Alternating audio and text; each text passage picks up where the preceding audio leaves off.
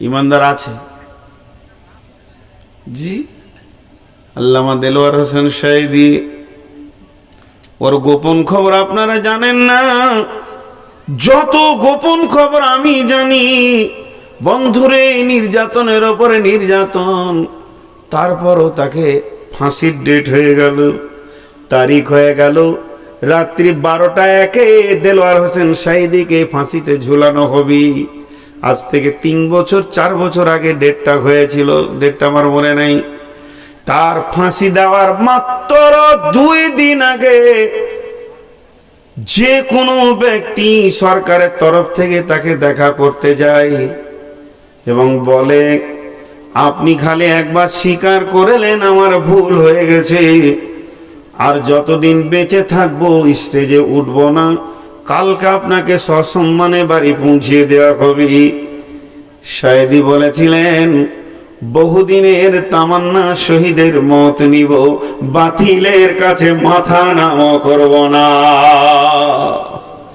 মুশরিকের সঙ্গে আপোষ নাই, কাফেরের সঙ্গে আপোষ নাই। তুই বলেছে তোদের মতো তাগুদের সঙ্গে আমার কোনো আপোষ নাই। ফাঁসির মঞ্চে গিয়ে আল্লাহর সঙ্গে হেসে কথা বলতে পারবে সাঈদী, তবু তোদের কাছে মাথা নাম করবে না।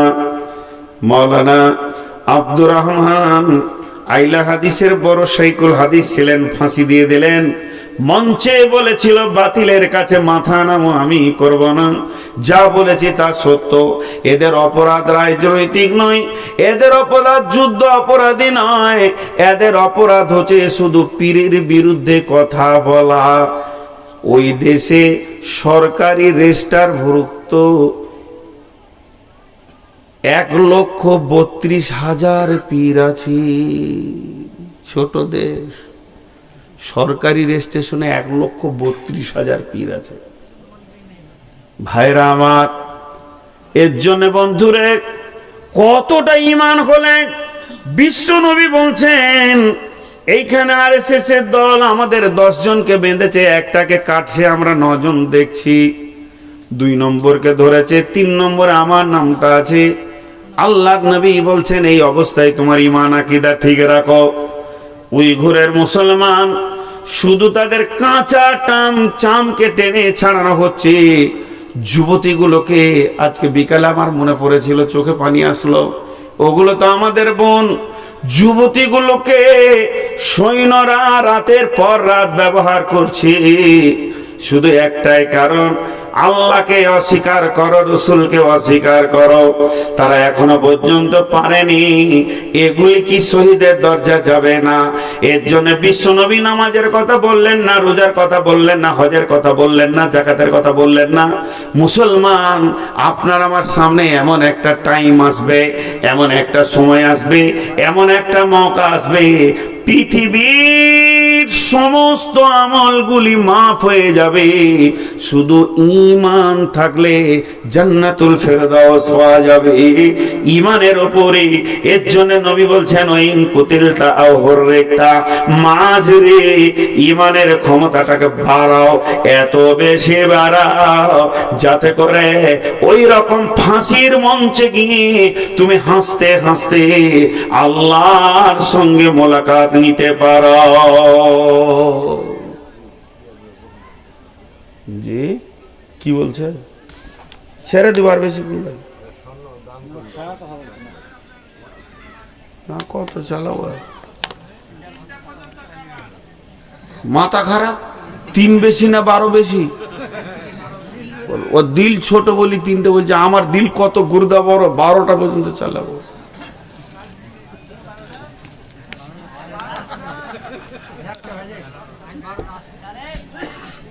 দেখেন, আমি প্রথমে কোনোদিন বলি না, আমি রোগা, এখন বয়স হয়ে গেছে। 2 বার পড়ে গেছিলাম বাড়িতে, 2 বার। আর গত 3 দিন আগে এখানে কোথাও এই আপনাদের পাশে কোথায় এসেছিলাম গো, ডিপাড়াতে মঞ্চ থেকে পড়ে গেছিলাম, দেখেছিলেন? খেয়াল কর, 3-4 জন যে ধরেছিল আমাকে। অবস্থা এবার শেষ, ওই দিকে টানছে, কবরের দিকে। আপনারা ভাবছেন কেন? আর সর্বোপরি শেষ কথা, আমার বিবি আমার বিরুদ্ধে চলছে, এখন একটা জালসা করতে দিব না। ওর ধারণা যে কোথা গিয়ে মরে পড়ে থাকবে রে বাবা। মেয়ে জামাই বলছে আর লয়, হয়ে গেছে বহুত, এখন খালি বোর বাড়িতে বসে থাকেন। হাজি বসতে মন যাবে, এত লাফালাফিল। তো ওরা কাবু করে রেখেছে আমাকে। তো এই কটা দিন চালাই, তারপরে আগামী বছর কি হবে জানি না। রমজান মাসে আমার 100খানা জালসা বুকিং হয়ে যায়, এই বছর মাত্র 12খানা নিয়েছি, বেশি নিইনি। এটাই বলে দিলাম, আগামীতেও অল্প করব মনে করছি। তো মানুষ ছাড়ছে না, তো ঠিকই আছে। আমি যে কথা বলছি শুধু আজকে একটা বিষয়ের উপর কথা বলছি, তা হলো ইমান। ইমানের একটা পাওয়ার আছে। দুধ ভালো জিনিস না খারাপ? আর পুকুরের পানি? কথা বলে না লোক। পুকুরের পানি গো হলো ভালো, তো দুধের মতো ভালো নাকি? হেডমাস্টারকে জামাই করবে, স্কুলে মাস্টারকে বিটি দিয়ে দেবেন, দিয়ে জামাই করবে না, মাথাটাকে এনে দিলে ওরও তো হাত পা আছে, তখন বলবে যে না ছেলে খারাপ। দুধ ভালো জিনিস, দুধের বিকল্প কিছু নাই। পুকুরের পানির তুলনামূলক কিছুই মূল্য নাই। যদি দুধকে এমনি করে ধরে বোতলে জালসা করি, আমি নূর মোহাম্মদ দুধ রে, তুই বড় দামি জিনিস, তোর মতো দামি জিনিস কিছু নাই। পৃথিবীর সমস্ত বিজ্ঞানী একমত, হে দুধ তোর বিকল্প খাবার পৃথিবীতে কিছু আসে নাই। তোকে 1 ঘন্টা জালসা করলাম, খবরদার খারাপ জিনিসের সঙ্গে মিশবি না, পানির সাথে তুই মিশবি না। এই বলে ঢাকনাটাকে খুললাম, খুলে পুকুরের পানিতে ফেলে দিলাম। দুধ মিশবে কি মিশবে না? দুধ কার পাওয়া যাবে? পাওয়া যাবে না। তাহলে ছেড়ে দেন, ওই দুধটাকে জালসা করতে হবে না, দুধটাকে জমিয়ে দেন, ওটাকে মাখন তৈরি করেন, মথনে দিয়ে মন্থন করে করে করে করে করে করে করে করে একটা গোল বলের মতো থেকে মাখন বেরিয়ে আসবে। এটাকে ঘি বানাবেন, মাখনটাকে বলের মতো করেন, আর জালসা করতে হবে না। সমুদ্রের পানিতে ফেলে দেন, আর মিশবে না। তো মুসলমান ইমানদার ওই রকম। আমাদের ইমান হলো দুধের মতো। হিন্দুর সঙ্গে চামারের সঙ্গে পৃথিবীর যত লোক আছে ইমান বেঈমান গোলতাল আমরা মিশে গেছি। আমরা চায়ের দোকানে বসে বসে ইমান হারিয়ে দিয়েছি, রাজনৈতিক ময়দানে গিয়ে পাকা বেঈমান চোর লম্পট দাগাবাজ হয়ে গেছে, সুদারক হয়ে গেছে। যখন ইমানের ওপরে মেহনত চলবে, বিশ্ব নবী যেমন সাহাবীদের ওপরে মেহনত করতেন, ওই রকম মেহনত করে করে ইমানটা যখন মাখন হয়ে যাবে, এই ব্যক্তিটাকে কেটে পিস করে দিলেও কোন রকমে আল্লাহ ছাড়া কারো কাছে মাথা নামও করবে না। ইমানের মেহনত নাই। তাহলে বিশ্ব নবী কেমন করে ইমানের ট্রেনিং করাতেন? আল্লাহ নবী একদিন হারিস রাদিয়াল্লাহু তাআলা আনহুকে ডাকছেন, বলছে হারিস এদিকে এসো।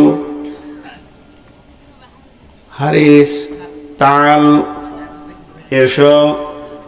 হযরত হারিস আসলেন, নবীজি বললেন হারিস রে তোমার ইমানের খবরটা আমাকে দাও। হযরত হারিস বলছেন ইয়া রাসূলুল্লাহ আমি 100-তে 100 ইমানের উপরে দাঁড়িয়ে আছি, 99 নয়। বড় দাবি করলেন। আল্লাহ নবী বললেন ইয়ে হারিস তোমার দাবি তো ছোটখাটো নয়, অনেক বড় দাবি। কালেকশন করতে বটে লিখছেন বাস। বিয়ে করার পর কোনো ছেলেকে চিঠি দিতে হয় যে শ্বশুর ঘর যা? 26 বছর জালসা করছি, যদি আমাকে চিঠি করে কালেকশনে লেগে বলতে হয়, তা আমার মতো হিজড়ে নিয়ে আর দুনিয়া চলবে?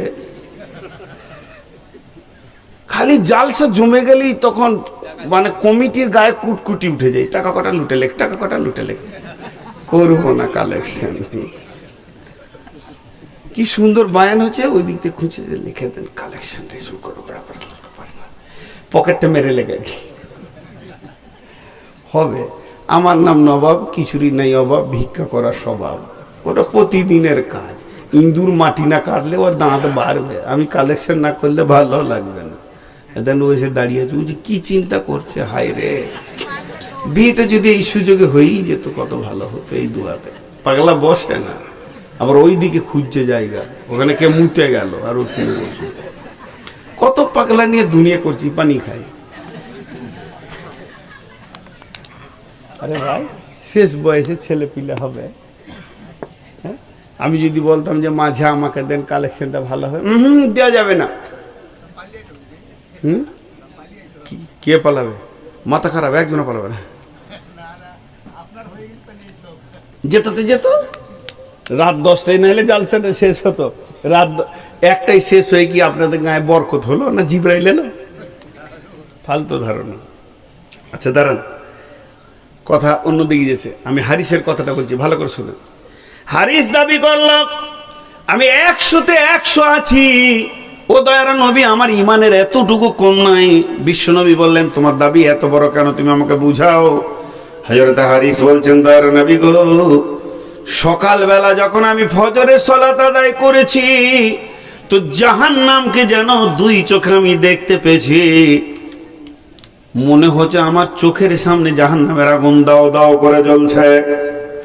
আগুন একেবারে ছিঁড়াছিঁড়ি করছে। জাহান্নামীদের আর্তনাদ, তাদের চিল্লা চিল্লি আমার কানকে যেন ঝাঁঝিয়ে দিয়েছে। ও দয়ার নবী গো, আপনার জিভ, আপনার জবান জাহান্নামের ব্যাপারে যেমন যেমন যেমন বলেছে, মনে হচ্ছে যেন তেমন তেমন আমি জাহান্নামকে দেখতে পেয়েছি। তেমনি জান্নাতও দেখেছি। আঙ্গুরগুলো যেন ঝুলছে, খেজুরের বাগান যেন জান্নাতে লেগে রয়েছে। তলা তলা অট্টালিকা, উদ্যান, হুর পরি যেন হাতছানি দিয়ে ডাকছে। আপনার জান্নাত আর জাহান্নামের চিন্তাতে আমার সকাল গেছে, দুপুর গেছে, বৈকাল গেছে, সন্ধ্যা হতে চলেছে।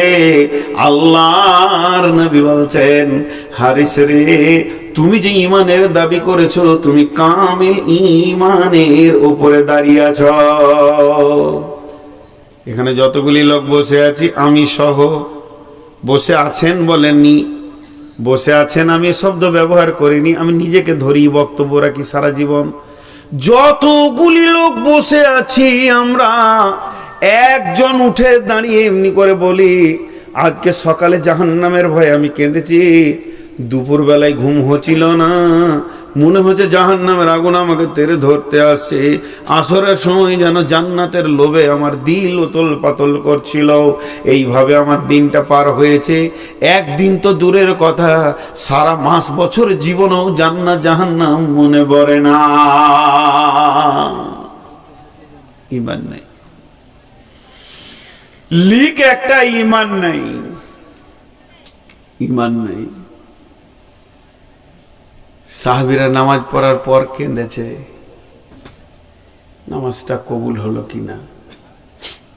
আর আমরা কাজা নামাজ তাড়াহুড়ো করে পড়ে মসজিদ থেকে আবার পাঠান পাড়া বুকলে বার হয়েছি, না আমার মতো নামাজি কে আছে,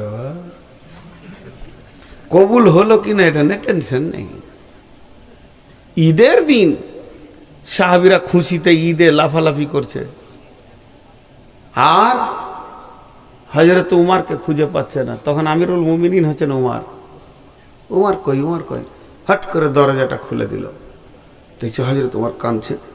রব্বুল আলামিন, রব্বানা রব্বানা ফাগফির লানা যুনুবানা। ডুকরে ডুকরে কাঁদছেন। সাহাবীরা প্রশ্ন করলেন, আমিরুল মুমিনিন, খলিফাতুল মুসলিমিন, আজকে কিসের দিন? ঈদের দিন। ঈদ মানে কি? খুশি। রব্বুল আলামিন আজকে আমাদেরকে ঈদ দিয়েছেন কিনা? বলে হ্যাঁ দিয়েছে। আমিরুল মুমিনিন, খলিফাতুল মুসলিমিন, ঈদের দিনে কি কাঁদতে হয় না আনন্দ করতে হয়? আমিরুল মুমিনিন বলছেন, ভাইয়া রে, তোমাদের রোজা কবুল হয়ে গেছে, তোমরা তো আনন্দ করবে। আমি ওমার আল্লাহর কাছে কাঁদছি যে আমার রোজাগুলি কবুল হলো কিনা। নিজের ভিতরে এতটাই ভয় লাগছে যে আমি নবীজির মতো রোজা রাখতে পেরেছি কিনা। জি, আমাদের অবস্থা খুব খারাপ। যে কটা রোজা রাখে না তারা তো রাখি না, তারা যে কোন গ্রুপের মাল আল্লাহ জানে। না হিন্দু, না মুসলমান, না জৌড়ো, না খ্রিস্টান, না করে কোনো জায়গায় নাই।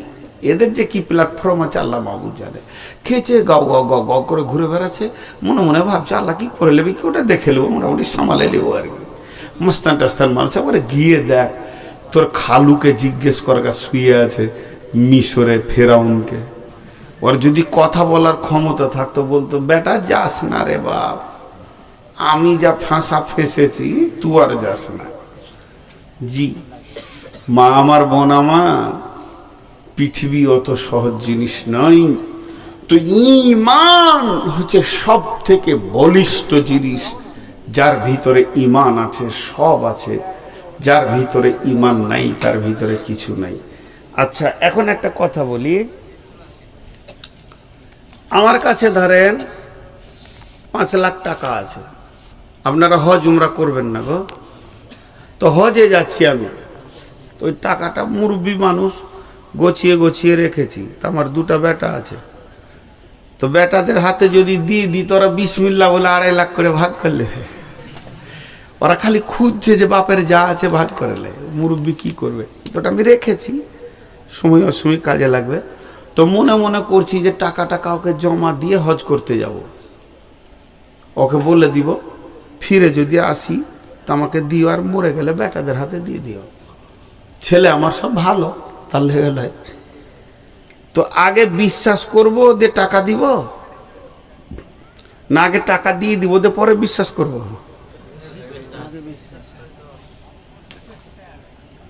এতগুলো লোক চুপ করে আছে।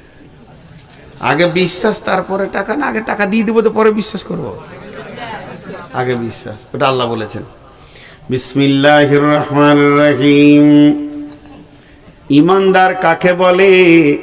ঈমানের নৈতিক চাহিদাটা দেখেন কেমন। আল্লাযীনা ইউমিনুনা বিল গায়বি ওয়া ইউকিমুনাস সালাতা ওয়া মিম্মা রাযাকনাহুম ইউনফিকুন। 3খানা কথা বললেন এই আয়াতে। প্রথম নম্বরে তো আমাকে বিশ্বাস কর, দেখতে কোনো দিন পাবি না মরার আগে যখন তুই কিয়ামতের মাঠে উঠবি, রোজাদারকে আমি মোলাকাতে আসবো, বাকি তোরা জান্নাতে আমাকে দেখবি। অতএব যারা না দেখে আমাকে বিশ্বাস করলো তাদেরকে 2 জায়গায় আমলে পাওয়া যাবে, তাদেরকে নামাজের কাতারে পাওয়া যাবে। বিশ্বাস আছে, আল্লাহ আছে, তারা নামাজের কাতারে দাঁড়াবে, আর তাদেরকে আমার কাছে টাকা জমা দেওয়ার ব্যাপারে পাওয়া যাবে। এই 2 জায়গাতে তারা কোনোদিন পেছন পা হবে না। ঈমানের নৈতিক চাহিদা, আল্লাহ আছে তো আমি আল্লাহ কি দিব। এবার পেছন থেকে 1-2 করে উঠতে শুরু করেছে। ওরা হলো চালাক, ওরা মনে মনে ভাবছে কালেকশন হবে বে, পালিয়েছ। হ্যাঁ, এই চালাকগুলো জানেন কি মালের মাল, সব জায়গায় এরা পালিয়ে থাকে, সব জায়গায়। ওই যে চালাকের গল্প মৌলানা সাহাবুদ্দিন শোনাইতেন, হেসে জান খারাপ হয়ে যাবে, না শোনানোই ভালো।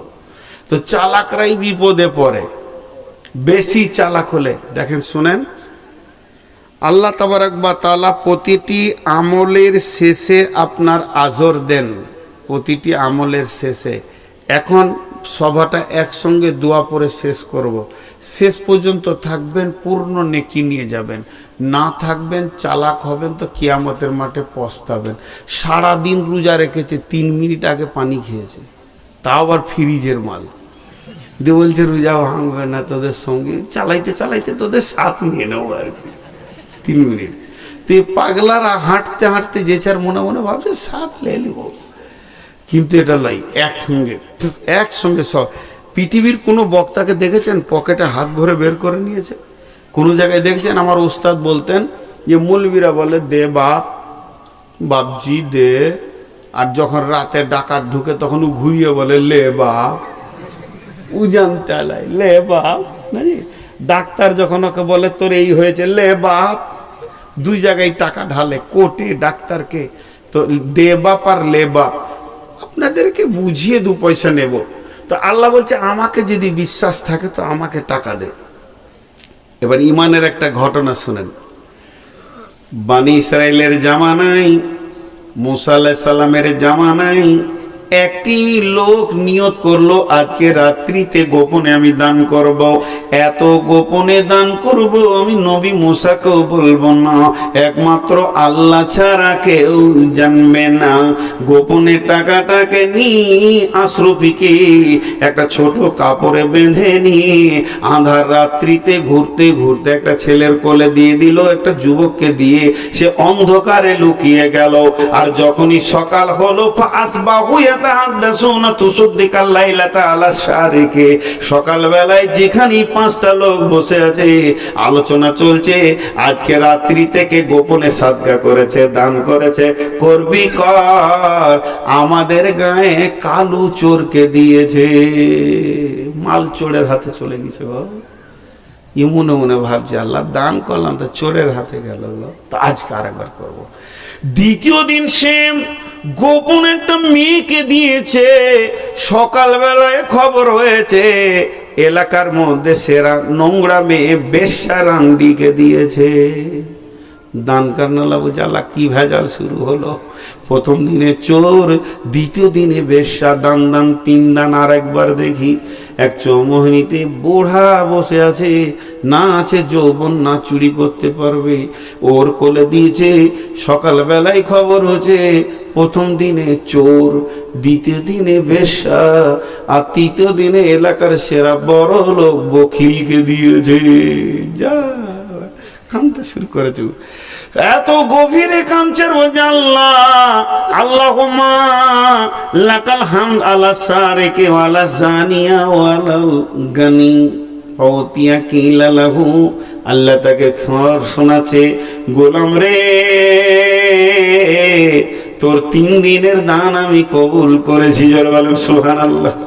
আমি তোর দানটার মধ্যে এত রিয়াকশন ছিল আমার প্রতি বিশ্বাস করে, গোপনে তুই নিজেকে হারিয়ে দিয়ে দান করেছিলি রে বান্দা। এর জন্য আমি 3টে দান 3 জায়গায় কাজে লাগিয়েছি। তোর দানের রিয়াকশনটা কাজে লেগেছে। চোরটা জীবনে তওবা করে চুরি ছেড়েছে, বেশ্যাটা জীবনে তওবা করে গোনা ছেড়েছে, আর বখিল এবার দান করতে শুরু করেছে।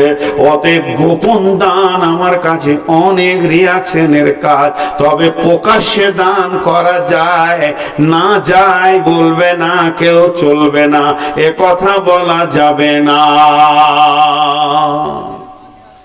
আপনারা ঘড়ি দেখেন, 4 মিনিট পর আমি দোয়া করে দেব, উঠিয়ে দেব।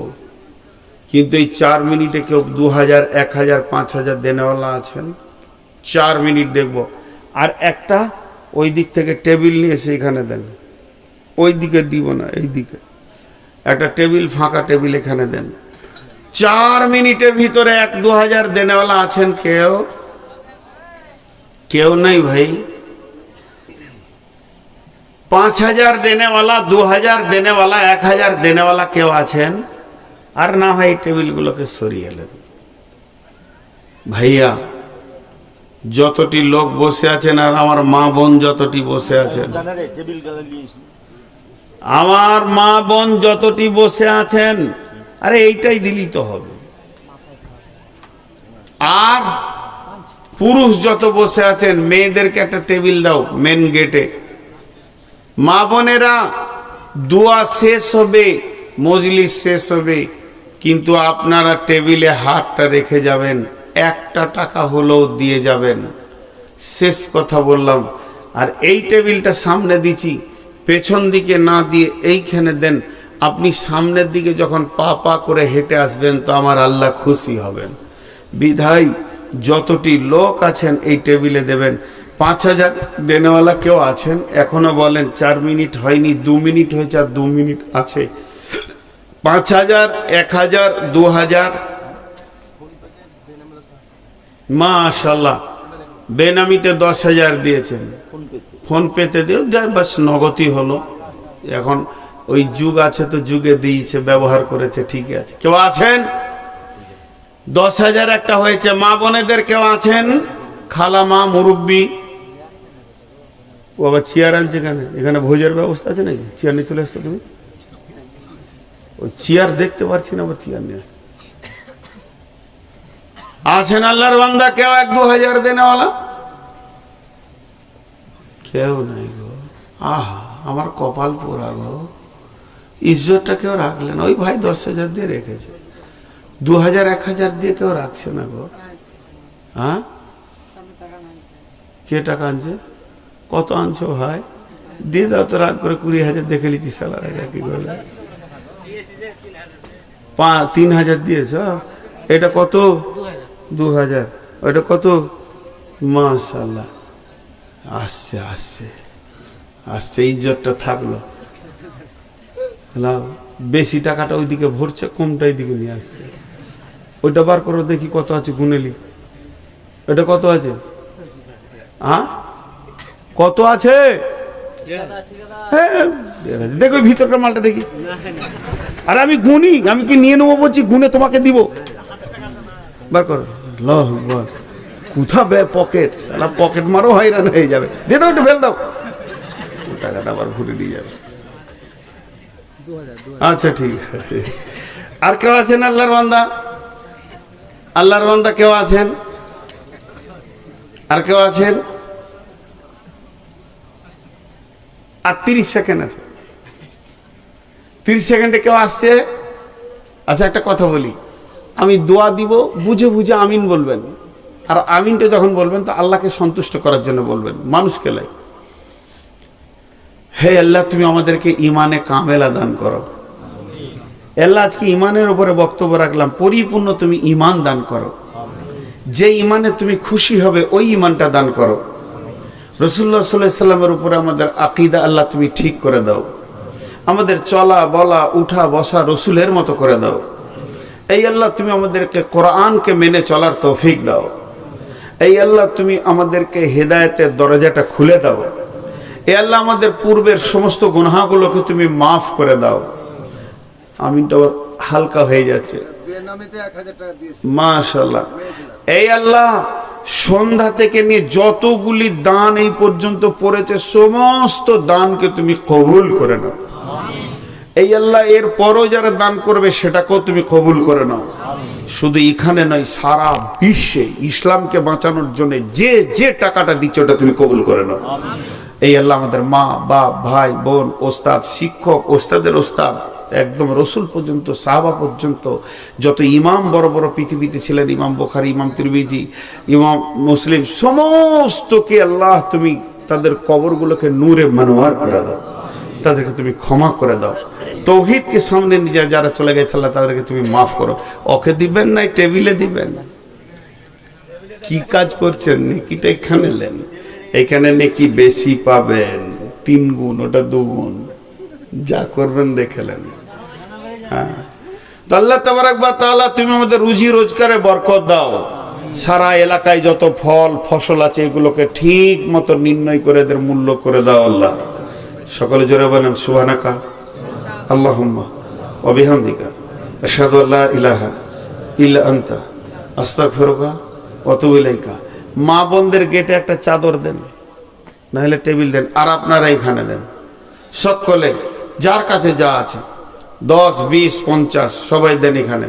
কেউ চলে যাবেন না ভাই, না দিয়ে যাবেন না। আল্লাহর রাস্তে উঠেন, সকলে টেবিলে দেন, আল্লাহর রাস্তে দেন, যার কাছে যা আছে। জি, দোয়া পরে দিয়েছি, মজলিস ভাঙা দোয়া। আপনারা পেছন ফিরে কেউ যাবেন না। 1000 2000 500 700 মাশাআল্লাহ সকলে দেন। জাযাকাল্লাহ হাইয়াকাল্লাহ। ইয়া আল্লাহ, তোমার বান্দাদের দানগুলো তুমি গ্রহণ করে নাও। যে যা নিয়তে দান করছে নিয়তকে পুরা করে দাও। হায়াতে তাইয়্যিবা দাও, রুজি রোজগারে তুমি বরকত দাও, হালাল উপার্জন করে মাওলা গো তুমি তৌফিক দাও। মাবুদ গো, এই দানগুলো তুমি গ্রহণ করো, এদেরকে মাফ করো, ক্ষমা করো, এদেরকে তুমি দয়া করো। হে রব্বুল আলামিন, তোমার বান্দাদের দানগুলোকে তুমি কবুল করে নাও। রব্বুল আলামিন, নিশ্চয়ই তোমার বান্দারা তোমাকে ভালোবাসে বলে